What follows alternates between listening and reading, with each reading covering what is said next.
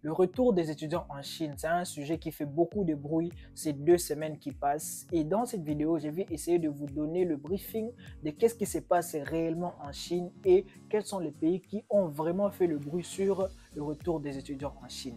J'espère que vous allez bien. Pour moi, ça va très bien. Et si c'est pour toi la première fois sur cette chaîne et que tu as la recherche des informations, des opportunités et des conseils à l'étranger, tu es sur la bonne chaîne. Donc, je te conseille de t'abonner et d'activer la cloche afin d'être sûr d'être notifié à chaque fois que nous postons de nouvelles vidéos. Et à tous les anciens, n'hésitez pas de mettre un petit coucou dans le commentaire. Ça fait plaisir. Donc, on se retrouve juste après pour savoir qu'est-ce qui se passe réellement en Chine sur le retour des étudiants en Chine.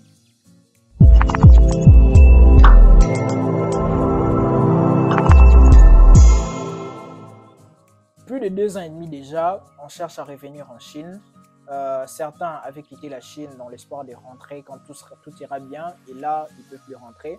D'autres ont pris des inscriptions espérant retourner en Chine le plus tôt possible et jusque-là, ça n'a pas encore été le cas. C'est long. C'est long, je sais, et on a trop attendu. Et aujourd'hui, j'ai refait encore une vidéo sur le retour des étudiants en Chine parce qu'il y a vraiment des nouvelles qui font beaucoup de bruit ces 2 dernières semaines qui sont passées. Qu'est-ce qui se passe réellement ici en Chine?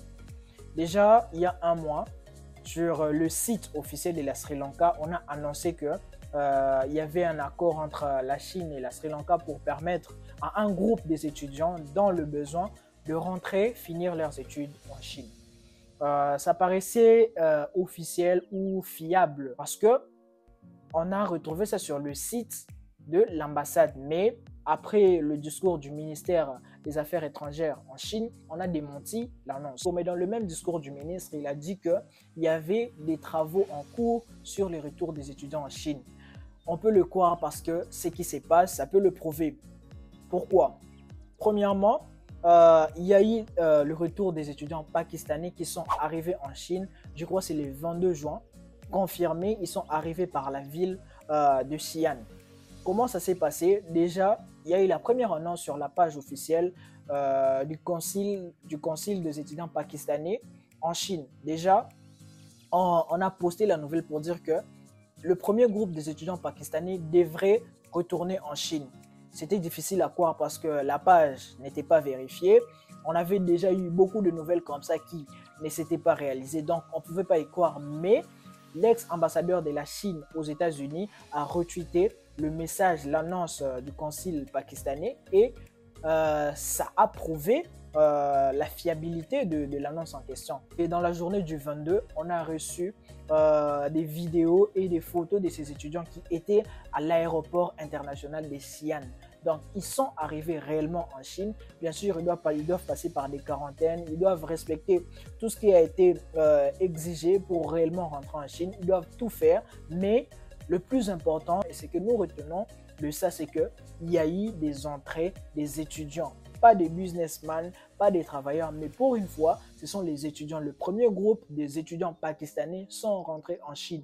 Et vous pouvez tous le vérifier sur la page officielle du concile des étudiants pakistanais en Chine. Je peux mettre le lien dans la description où vous pouvez faire des recherches à partir du nom d'utilisateur de la page en question et il y aura toutes les informations sur le retour des étudiants en Chine.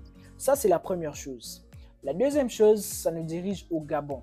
Qu'est-ce qui se passe au Gabon? Au Gabon, l'ambassade de la Chine au Gabon donne l'annonce sur leur page Facebook. Bon, je n'ai pas trop vérifié pour voir si c'est vrai ou pas, mais il y a une annonce qui dit que désormais, les familles et le travailleur qui veulent rentrer en Chine, parce que vous le savez, même avant, les familles, le businessman, tous ceux qui venaient ici pour le gros business ou leur travail, pouvaient rentrer en Chine, mais ils avaient besoin d'une lettre d'invitation.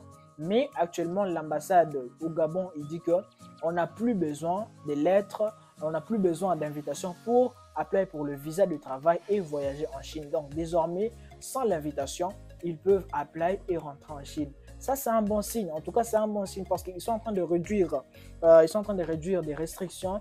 Et moins il y a des restrictions, plus ça donne de l'espoir sur le retour en Chine de tout le monde. Donc ça, c'est la deuxième chose qui secoue le retour des étudiants en Chine. La troisième chose qu'on a remarqué ces derniers jours, en tout cas c'est le 24, c'est la Sri Lanka. Encore une fois, je sais, vous allez dire que la Sri Lanka, ils ont sorti des fausses nouvelles, ils ont menti sur leur site qu'ils avaient un accord. Mais actuellement, qu'est-ce qui se passe? C'est que sur leur page officielle sur Twitter, cette fois c'est sur Twitter, bien sûr les sites ils peuvent pirater, chacun peut créer son site et mettre des informations, mais sur Twitter vous savez c'est un peu compliqué. Peut-être si on pirate, on devait même avoir une annonce après que notre page a été piratée et tout, et on n'a pas eu cette nouvelle, et après la page continue de fonctionner normalement après l'annonce en question. Mais l'annonce dit quoi? L'annonce dit que finalement, le premier groupe des étudiants de la Sri Lanka sont rentrés en Chine et ils sont arrivés par la ville de Tianjin. Ils ont parlé de 164 étudiants.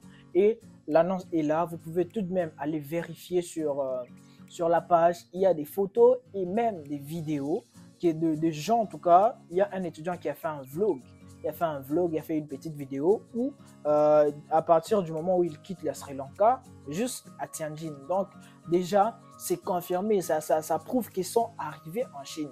Et ça c'est un point positif, ça continue de nous donner de l'espoir. Bien sûr, c'est pas encore pour tout le monde, mais ça redonne de l'espoir, ça nous montre qu'il y a du travail qui est en train de se faire derrière, même si certains pensent que la Chine est en train de boycotter les étudiants, tout ça. Mais ne vous inquiétez pas, tout ça, ça prouve que quelque part, ils sont en train de travailler. Mais pour moi, je pense aussi que ça dépend de comment les ambassadeurs, comment votre pays est en train de traiter le dossier des étudiants étrangers, de leurs étudiants qui veulent revenir en Chine. Parce que je pense que les Pakistanais, la Sri Lanka, j'ai même entendu parler de la Thaïlande. Je ne sais pas vérifier. La Thaïlande aussi, j'ai entendu parler qu'il y aura des étudiants qui sont rentrés. Tout ça, pour moi, je pense que c'est l'ambassade qui est en train de pousser très fort pour faciliter le retour de leurs étudiants. Bien sûr, quand tu pousses très fort, et c'est aussi un caractère que j'ai déjà remarqué chez les Chinois, quand vous mettez trop de pression sur les Chinois, ils agissent. Et je pense que c'est ce que ces ambassades sont en train de faire, que c'est ce que ces pays sont en train de faire sur la Chine. Et petit à petit, on autorise à leurs étudiants de rentrer étudier en Chine. La quatrième nouvelle, c'est l'ambassadeur de la République démocratique du Congo. Qu'est-ce qu'il fait? Il a mis un tweet et une dame a posé une question pour savoir qu'en est-il des visas étudiants. Et directement, l'ambassadeur a répondu lui-même.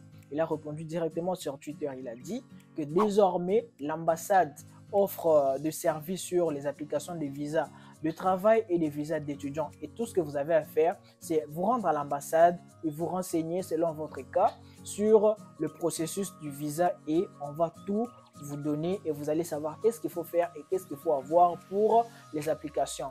Pour ceux qui suivent cette histoire de retour des étudiants en Chine, vous savez déjà qu'il n'y a même pas 3 mois, les ambassades étaient fermées. On ne pouvait pas s'y rendre pour prendre même des informations. C'était fermé. Mais là, l'ambassadeur lui-même, il t'envoie à l'ambassade pour prendre des informations, pour savoir qu'est-ce qu'il te faut pour apply. Voilà, ce sont des informations. Mais maintenant, pour moi, le plus important ici, bien sûr, ce sont des informations qui ne nous concernent pas directement parce que c'est seulement pour le Pakistan, pour la Thaïlande, pour la Sri Lanka. Mais maintenant, pour nous tous les étudiants qui veulent rentrer en Chine, en quoi ça nous concerne? Ça prouve qu'ils sont en train de travailler sur ça. Et à un moment, ça ne sera pas logique de laisser seulement certains pays rentrer en Chine et laisser les autres étudier au pays. Ils seront obligés de laisser les autres pays, les étudiants des autres pays de rentrer. Et comme je vous l'avais dit aussi dernièrement dans une vidéo où j'avais parlé encore des retours des étudiants, je vous avais dit il peut y avoir un moyen d'organiser des vols vraiment spécifiques pour les étudiants. Donc dans le vol, il n'y a personne d'autre qui rentre dedans, il y a seulement les étudiants. Donc c'est vraiment le vol pour les étudiants. Et comme ça, on pourra bien les gérer. Je pense que ça aussi, c'était un moyen de faciliter le retour des étudiants en Chine. Et comme vous pouvez le voir, c'est ça qu'ils sont en train de faire. Les Pakistanais, ils sont rentrés dans leur propre vol. Les étudiants de la Sri Lanka sont aussi rentrés dans leur propre vol. Et tout ça, ça prouve qu'il y a des moyens par lesquels on peut passer et permettre à tout le monde, à tous les étudiants de rentrer en Chine. Je ne sais pas ce que vous en pensez. Mettez ça dans les commentaires en quoi ces informations vous ont aidé. Est-ce que ça vous redonne de l'espoir? Est-ce que vous continuez de penser que la Chine continue de boycotter le retour des étudiants en Chine? N'hésitez pas de les mettre dans le commentaire. On va lire, on va partager, on va essayer de comprendre qu'est-ce qui se passe et savoir qu'est-ce que nous, on peut faire de notre côté pour que nos pays aussi puissent travailler dur sur les retours des étudiants en Chine. Et j'espère que vous avez aimé. Si c'est le cas, en tout cas, n'hésitez pas de partager la vidéo, partager cette information avec vos amis, vos classmates qui sont en train de chercher à savoir quand est-ce que les étudiants peuvent rentrer en Chine, quelles sont les nouvelles sur le retour des étudiants en Chine. Et ça va faire plaisir, ça va soutenir la chaîne. Et sur ce, je vous dis à bientôt dans la prochaine vidéo. Ciao!